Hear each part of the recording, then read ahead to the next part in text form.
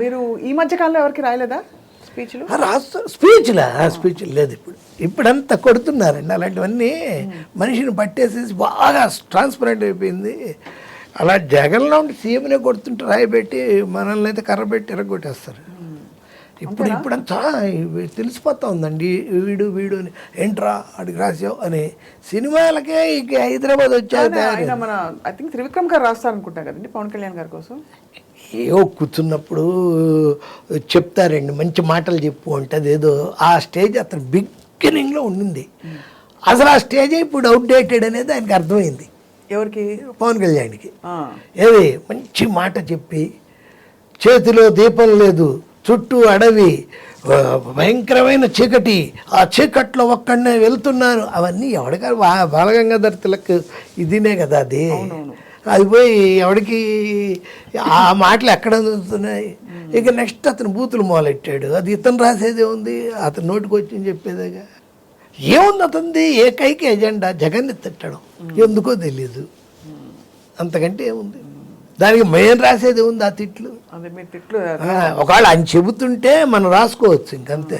అంతే, ఆ తిట్లు అది ఆయన ఏముంది పెద్ద. ఈ రోజున ఇప్పుడు మరీ అన్యాయంగా ఉంది పాలిటిక్స్ కదా.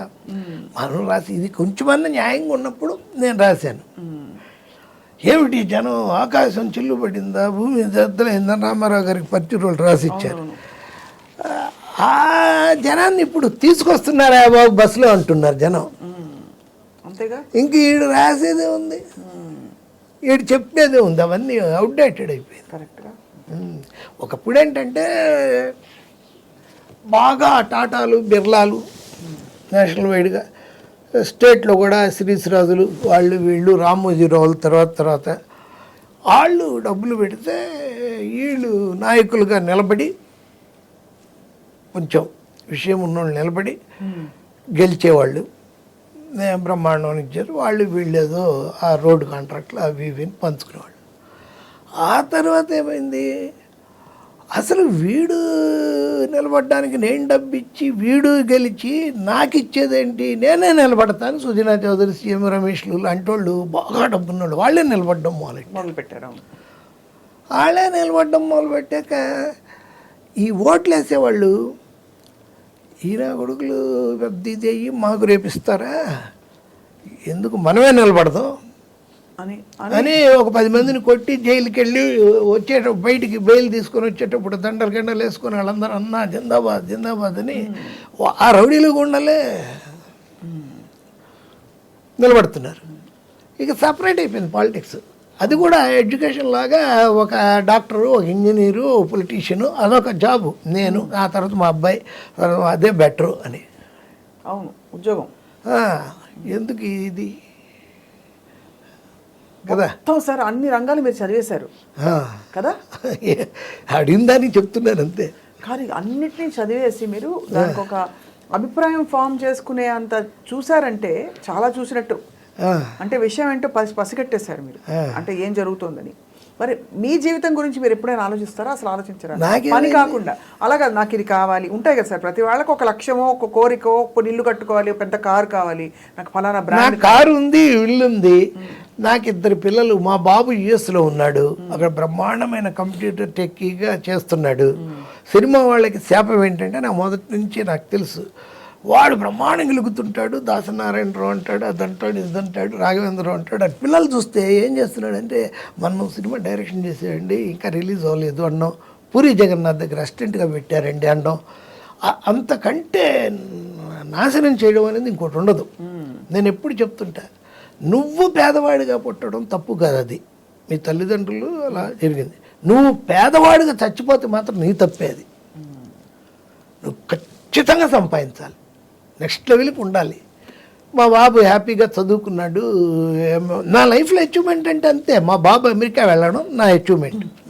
2 షిరిడి సాయి మా రాయగలడం, మా బాబు అమెరికా వెళ్ళడం. అంతకంటే నేను సాధించింది ఏం లేదు. అంత చాలు నాకు. అంతకంటే ఏముంటుంది. ఇలాగే వెళ్తుంటుంది యాక్టింగు, ఇలాంటి ఇంటర్వ్యూస్. స్వప్న గారు లాంటి గ్రేటెస్ట్ పర్సనాలిటీ సార్ మీరు చెప్తుంటే అసలు మాకు మేము ఇలా అంటే అడగడానికి కూడా ఏం లేదు. ఇంతసేపు నుండి అడుగుతున్నానా, మీరు చెప్తుంటే ఆ సన్నివేశంలోకి వెళ్ళిపోతున్నాం మేమే చూస్తున్నట్టుగా. అంత మీరు అంత స్పష్టంగా వివరించి చెప్తున్నారు. అది మీ టాలెంట్ ఆబ్వియస్లీ, అందుకే మీరు ఇంత స్టేజ్ లో ఉన్నారు సార్. వాణిశ్రీ గారు ఇప్పుడు అంటూ ఉండేవాళ్ళు, మీరు ఏం మాట్లాడినా అసలు అలా ఇది విజువల్ వచ్చేస్తుందండి. మీ ఐలాషెస్ భలే ఉంటాయి పెద్దగా, మేము పెట్టుకుంటాం ఐలాషెస్ అనేది ఆవిడ. సార్ మీరు ఎవరిని ప్రేమించలేదు సార్ ఇండస్ట్రీలో? అంటే 19 ఏళ్ళకి వచ్చారు కదా ఇండస్ట్రీకి.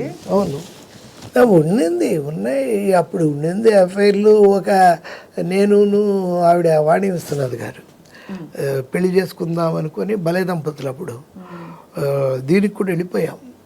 ఏది వాళ్ళ కేరళలో గురువాయూర్ పెళ్లి చేసేసుకుందాం అన్నప్పటికీ 1 ఇయర్గా ఉంటున్నాం, తిరుగుతున్నాం అని. మొదట్లో బాగానే అంత హ్యాపీగా ఉంది. ఈ సినిమా లేడీస్ దగ్గర హ్యాపీ ఏంటంటే డబ్బులు మన జాగ్రత్తగా వాళ్ళని సాటిస్ఫై చేస్తే వాళ్ళకి కావాల్సినట్టు చక్కగా మాట్లాడి ఇలాంటి మాటలు చెప్పి, ఆవిడకి వాళ్ళ నాన్నగారు మంచి కవి, ఆవిడ బాగా మాట్లాడుతుంది. ఆవిడ కూడా గురువాయూర్ వెళ్ళిపోయాం పెళ్లి చేసుకుందామని. గుడి తెరవల ఏంటంటే ఆ రోజు సూర్యగ్రహణం, వెనక్కి వచ్చేసాం. గుడి లేదుగా, అందుకని చేసుకోవాలి. అలా ఇంకో 2 అలాంటివి ఉంటే అక్కడ దాకెళ్ళి ఇంకా అయిపోయింది అనుకుంటే అవదు. దానికి మీరు ఏమన్నా ఎందుకు అవ్వలేదని ఆలోచించారా? ఆలోచిస్తే ఇన్ని సినిమాలు రాయలేం, అంత ఆలోచిస్తే. తనతో వెళ్ళాం ఆ రోజు. అంటే బాధపడరా అయ్యో కాలేదే అని? ఆ బాధపడ్డమేగా. అలా మీ లోపల గుండె ఉంది, ఆ గుండెకి పచ్చిగా ఆరకుండా ఒక కత్తితో గీత పడిపోయి ఆ రక్తం కొంచెం కొంచెం కొంచెం కొంచెం కారుతూ కారుతూ కారుతూ సచ్చే వరకు కారుతూ ఉండడమే బాధ. ఆ బాధే కవికి ఉండేది. ఆ బాధ వ్యధ కలిపితేనే ఆ వేదన, ఆ వేదనే నా సాధన. అబ్బబ్బబ్బబ్బబ్బబ్బా, ఎంత గొప్పగా చెప్పారు సార్. ఇప్పుడు ఎలా ఉందంటే మీరు ఇంత నిజాయితీగా పైకి చెప్పడం అన్నది చాలా మందికి ధైర్యం వస్తుంది. జీవితంలో బోల్డ్ జరుగుతుంటాయి కదా సార్, అవన్నీ యాక్సెప్ట్ చేసుకోవడానికి ఒక ధైర్యం కావాలి కదా ప్రతి వాడికి. అది మీరు భలే భలే అందంగా చెప్పారు. సో అయితే పిల్లలు ఇద్దరు సెటిల్ అయిపోయారు. పాప బీటెక్ చేసింది చెన్నైలో ఎస్ఆర్ఎంలో, ఇప్పుడు వర్క్ ఎట్ హోమ్ చేస్తోంది బెంగళూరుకి. బాబుకి మ్యారేజ్ చెయ్యాలి ఇప్పుడు. ఆ ప్రయత్నమే దీర్ఘంగా చెప్తాను. అంతకంటే నేను ఆశించలే. ఎవరితోనో చెప్పుకుంటే, ఇప్పుడు మా గురుగారు సత్యానంద గారు అమెరికా వెళ్తున్నప్పుడు మా వాడిని తీసుకెళ్ళి ఇలా వెళ్తున్నాడు అని చాలా ఆనందపడ్డారు. చాలా గొప్ప పని చేసేవయ్యా, మన సినిమా వాళ్ళంతా అసిస్టెంట్ డైరెక్టర్లుగా వాడిని కెమెరా డిపార్ట్మెంట్లో చేర్పించి చాలా మంది సార్ అంటే స్ట్రగ్లింగ్ స్టేజ్ తయారైపోతారు. ఎందుకు అలాగా? చదువు లేకుండా మనదే అది. మా ఇంట్లో సినిమా ఒక్క షీల్డ్ ఉండదు. మెడ్రాస్లో నాకు ఇంకో ఇల్లుంది, అక్కడే కొన్ని రోజుల నుంచి అక్కడే అన్నీ రాజబహదూర్ అని ఉన్నాడు అక్కడ. ఎవడైతే షీల్డ్ తయారు చేశారో వాడికే ఇచ్చేసి ఏవో డబ్బులు వస్తే తీసేసుకున్నాను.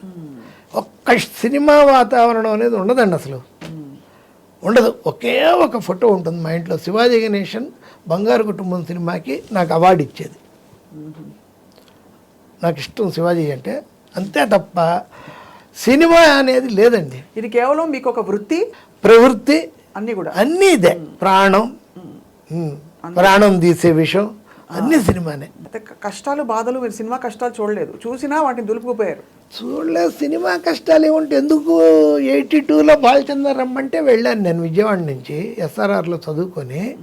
అసలు మా లెక్చరర్లే ఎలా ఉండేదంటే, నాకు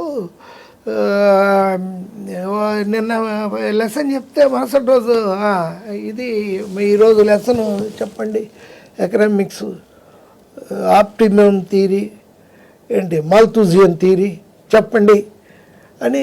నెక్స్ట్ నెక్స్ట్ నువ్వు వద్దులు, నువ్వు ఎలాగో సినిమాకి వెళ్తావుగా, నెక్స్ట్. లెక్చరర్లే నన్ను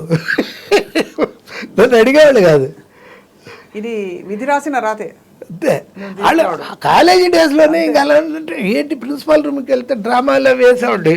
ఏదైనా గొడవ వెళ్తే ఈయన హనుమారెడ్డి గారిని ప్రిన్సిపాల్ ఉండేవాడు. ఆయన ఏమయ్యా చదువుకుంటేనే కదా రేపు బాగుపడతారు, అతనంటే అలాగ సినిమా ఫీల్డ్కి వదిలేసాయి ఏంటో అసలు ఇక వెళ్ళకపోతే కొడతారేమో అన్నట్టుగా వెళ్ళాల్సి వచ్చింది. ఎందుకురా ఇంకా ఇక్కడే తిరుగుతున్నా, మెడ్రాస్ ఎక్కువ బండి